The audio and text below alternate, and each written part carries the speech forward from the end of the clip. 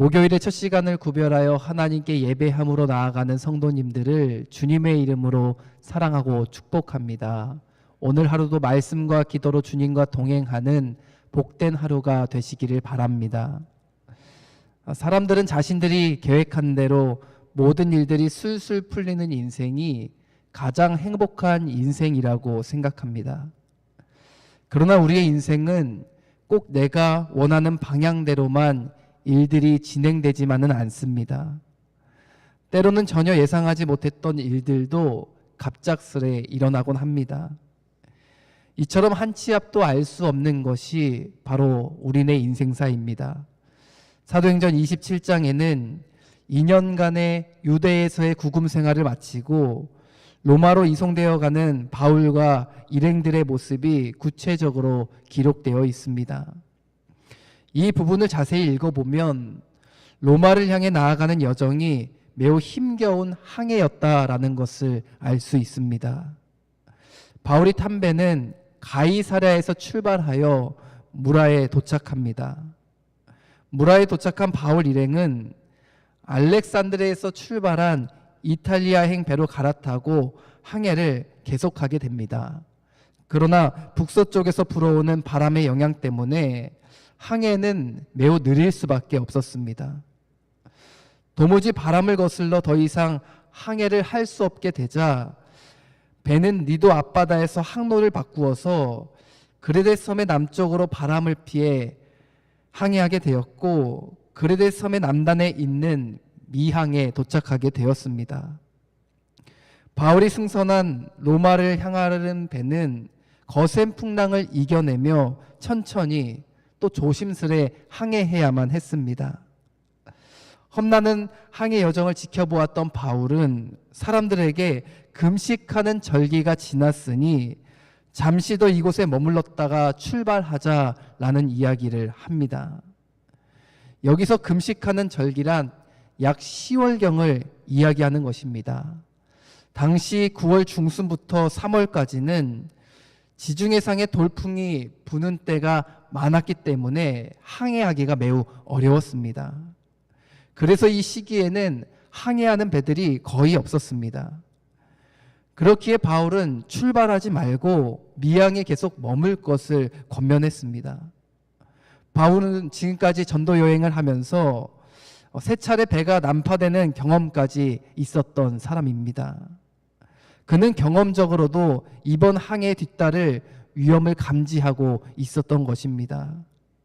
그래서 바울은 사람들에게 미항에 잠시 더 머물러야 한다라고 이야기했습니다. 그리고 만약 그렇게 하지 않고 출발한다면 배가 파손당하게 되고 우리 또한 생명을 잃게 될지 모른다라고 말합니다. 본문 10절 말씀을 다시 한번 읽어보겠습니다. 말하되 여러분이여 내가 보니 이번 항해가 화물과 배만 아니라 우리 생명에도 타격과 많은 손해를 끼치리라 하되. 아멘. 바울은 현재 항해의 위험성에 대해 이야기했습니다. 이것은 단순히 자신의 생각이나 경험에 의한 이야기가 아니었습니다. 바울이 여기서 내가 보니라고 이야기할 때 사용했던 헬라어 단어는 데오레오라는 단어입니다. 그런데 바울이 데오레오라는 단어를 사용하면서 신의 정함에 의해 일어나게 될 때 사용되는 단어인 멜로라는 단어와 함께 사용했습니다. 이것이 무엇을 의미하는 것일까요? 바울과 그의 일행이 미항에 더 머물러야 하는 이유는 바울의 생각과 판단이 아니라 성령께서 주시는 감동과 마음이라는 것입니다. 그러니 더 머물러야 한다라고 바울이 자신 있게 이야기할 수 있었던 겁니다. 그러나 영적인 분별력이 없던 사람들은 이 말을 바울의 말, 즉 사람의 말이라고 생각하고 바울의 의견을 매우 가볍게 여겼습니다. 왜냐하면 그들의 생각으로는 바울은 바다와 배에 대해서 무지한 사람으로밖에 보이지 않았기 때문입니다.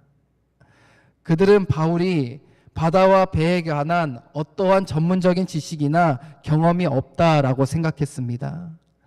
그래서 그들은 바울의 말보다는 오히려 선장과 선주의 말을 더 믿기로 결정합니다. 11절 말씀 함께 읽어보겠습니다. 백부장이 선장과 선주의 말을 바울의 말보다 더 믿더라. 아멘. 사람들은 바울을 통해 전달되었던 하나님의 말씀을 의지하기보다는 전문가의 지식과 식견을 더 의지하는 모습을 보였습니다. 그들은 사람의 경험에서 비롯된 지식이 하나님의 말씀보다 더 안전하다라고 생각한 것입니다. 그리고 그들은 자신들이 선택한 대로 모든 일들이 술술 풀려나갈 것이라고 예견했습니다. 그들이 자신들의 선택을 따라 다시 항해를 시작했을 때 눈앞에 펼쳐지는 상황 또한 매우 순탄해 보였습니다. 거센 풍랑이 잠잠해지고 순풍이 불어오기 시작했습니다. 이제 자신들이 계획한 대로 모든 일들이 술술 잘 풀릴 것이라고 예상했습니다. 그런데 그들의 계획대로 모든 것이 잘 진행되고 있다고 생각하던 그 순간에 전혀 예상하지 못한 유라굴로 광풍이 휘몰아치기 시작했습니다. 본문 13절과 14절 말씀을 함께 읽어보겠습니다. 남풍이 순하게 불매 그들이 뜻을 이룬 줄 알고 닷을 감아 그레데 해변을 끼고 항해하더니 얼마 안 되어 섬 가운데로부터 유라굴로라는 광풍이 크게 일어나니. 아멘. 그들은 자신들의 선택을 따라 다시 항해를 시작했을 때 때마침 남풍이 순하게 불어오자 모든 일들이 잘 풀린다고 생각해서 닷을 올리고 욕심을 내며 속력에 박차를 가했습니다. 그러나 얼마 지나지 않아 유라굴로 광풍이 그들을 향해 세차게 휘몰아쳐 왔습니다. 여러분, 우리의 인생도 이와 같을 때가 많이 있습니다. 나의 생각과 지식, 경험과 판단을 앞세워 살아가면 내 인생에 순풍만 불어올 것이라고 생각합니다. 그러나 정말 그렇습니까? 정말 우리 인생에 순풍만 불어옵니까? 그렇지 않을 때가 더욱 많습니다. 우리의 삶에도 순풍이 아닌 유라굴로 광풍과 같은 전혀 예상하지 못한 때에 크나큰 위기와 고난이 찾아올 때가 있습니다. 이것은 예수님을 믿는 사람들의 삶도 예외가 아닌 것입니다. 예수님을 열심히 믿어도 우리의 삶에는 늘 예상하지 못한 유라굴로 광풍과 같은 위기와 고난이 찾아오기 마련입니다. 즉 예수님을 믿는 삶은 순풍만 불어오는 삶을 의미하는 것이 아닙니다. 예수님을 믿어도 유라굴로와 같은 광풍을 만날 수 있습니다. 이처럼 고난은 전혀 예상하지 못한 때에 우리의 삶에 찾아옵니다. 그리고 우리의 삶에 고난이 찾아왔을 때 고난을 마주한 사람들의 반응은 여러 가지 형태로 나타나게 됩니다. 어떤 경우에는 고난 앞에서 쉽게 인생을 포기해 버리고 맙니다. 아니면 비관적인 생각에 사로잡혀 무기력함에 빠져 살아가는 모습을 보일 때도 있습니다. 또 다른 경우에는 고난이 찾아왔을 때 끝까지 자신의 생각과 지식, 경험과 판단을 앞세워서 그 고난을 이겨내려는 사람도 있습니다. 유라굴로 광풍을 만난 선원들은 거룻배를 내리면서 끝까지 자신의 힘을 의지하여 어떻게든 버텨보려 했습니다. 그러나 자신의 생각과 힘만으로는 이 광풍을 이겨낼 수 없었습니다. 그런데 여러분, 그 고난 앞에서 삶을 쉽게 포기해버린 사람들이나 자신의 힘을 의지하며 끝까지 안간힘을 쓰며 발버둥 쳤던 사람들이 이 예기치 않은 고난 앞에서 깊이 깨달은 것들이 있습니다.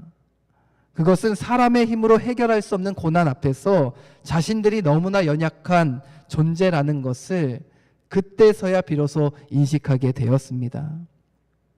이전에는 자신들의 경험이나 지식을 토대로 모든 문제와 상황을 해결할 수 있을 것이란 자만심이 있었지만 자신들이 마주한 고난 앞에서 자신의 연약함을 고백할 수밖에 없었습니다. 예기치 않은 삶의 광풍 앞에서 사람들이 할 수 있는 것은 아무것도 없었습니다. 본문 20절 말씀을 함께 읽어보겠습니다. 여러 날 동안 해도 별도 보이지 아니하고 큰 풍랑이 그대로 있음에 구원의 여망마저 없어졌더라. 아멘. 거세게 휘몰아쳐 오는 광풍 앞에서 사람들이 할 수 있는 것은 아무것도 없었습니다. 그러나 놀랍게도 그들이 광풍으로 인해 자신의 인생의 절망을 경험하고 또 연약함을 발견하자 하나님을 서서히 인식하기 시작했다는 것입니다. 이전에는 바울이 전하던 하나님의 말씀을 가볍게 여겼지만 이제는 하나님의 말씀을 귀 기울여 듣는 기적과도 같은 일이 일어나기 시작했습니다. 그래서 혹자는 고난은 축복이다라고 이야기합니다. 이 말에 담긴 의미가 무엇입니까? 우리의 삶에 고난이 임하는 것을 무조건적으로 감사하게 여기십시오 라는 의미입니까? 그렇지 않습니다. 우리의 삶에 찾아온 고난으로 인하여서 우리가 하나님을 찾고 또 하나님을 인식하기 시작한다면 그 고난은 저주가 아니라 오히려 축복이라는 이야기입니다. 내 삶에 찾아온 고난으로 인해 나의 연약함을 인정하기 시작하며 주님의 일하심을 경험하기 시작한다면 그것은 오히려 축복이라는 것입니다. 사랑하는 성도 여러분, 여러분은 여러분의 삶에 예측 가능한 순풍만 불어오기를 기대하며 기도하고 있으십니까? 우리가 예수님 잘 믿으면 우리의 삶에 순풍만 불어오는 것입니까? 아닙니다. 예수님을 잘 믿어도 우리의 삶에 예상하지 못한 유라굴로 광풍과 같은 광풍이 찾아올 때가 있습니다. 그러나 우리의 삶에 광풍이 휘몰아쳐 올 때 그때 비로소 우리는 나의 연약함을 발견할 수 있습니다. 하나님을 찾지 않고 또 하나님의 말씀을 의지하지 않던 어리석은 우리의 모습을 발견하고 인식하게 됩니다. 그리고 우리의 삶에 찾아온 고난을 마주하고 나의 연약함을 고백하는 그때에 놀랍게도 하나님의 일하심을 경험할 수 있습니다. 그러므로 여러분, 여러분의 삶에 찾아온 고난 때문에 절망하지 마십시오. 하나님은 우리가 그 고난의 시간을 통과하면서 나의 경험이나 지식과 판단을 내려놓기를 원하십니다. 그리고 그 고난의 과정을 통하여서 나의 연약함을 인정하고 하나님을 철저하게 의지하고 의존하기 시작할 때 하나님의 일하심을 경험하도록 하실 것입니다.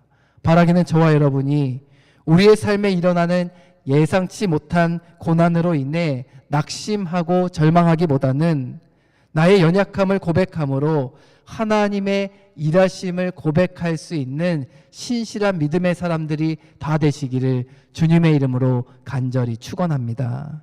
기도하겠습니다. 하나님, 오늘도 우리의 삶의 새 날을 허락해 주시니 감사합니다. 우리의 삶에 늘 순풍만이 불어오기를 바래왔지만 늘 우리의 삶에는 예기치 않은 광풍이 휘몰아쳐 올 때가 있었음을 고백합니다. 예기치 않은 광풍 앞에서 자신의 삶에 쉽게 낙담하거나 나의 힘만을 의지해 극복해 나가려는 어리석음을 범하지 않게 하여 주시고 나의 연약함을 고백하고 하나님의 말씀을 의지하여 위기를 극복해 나가는 믿음의 태도를 지니게 하여 주시옵소서. 또 고난의 시간들을 통하여서 하나님을 깊이 알아가게 하여 주시고 신앙이 한 단계 성장하고 성숙을 이루어 나가는 은혜의 시간 될 수 있도록 인도하여 주시옵소서. 오늘도 우리와 함께 하시는 살아계신 예수님의 이름으로 간절히 기도합니다. 아멘. 하늘에 계신 우리 아버지여, 이름이 거룩히 여김을 받으시오며 나라가 임하시오며 뜻이 하늘에서 이루어진 것 같이 땅에서도 이루어지이다. 오늘 우리에게 일용할 양식을 주시옵고 우리가 우리에게 죄 지은 자를 사하여 준 것 같이 우리 죄를 사하여 주시옵고 우리를 시험에 들게 하지 마시옵고 다만 악에서 구하시옵소서. 나라와 권세와 영광이 아버지께 영원히 있사옵나이다. 아멘.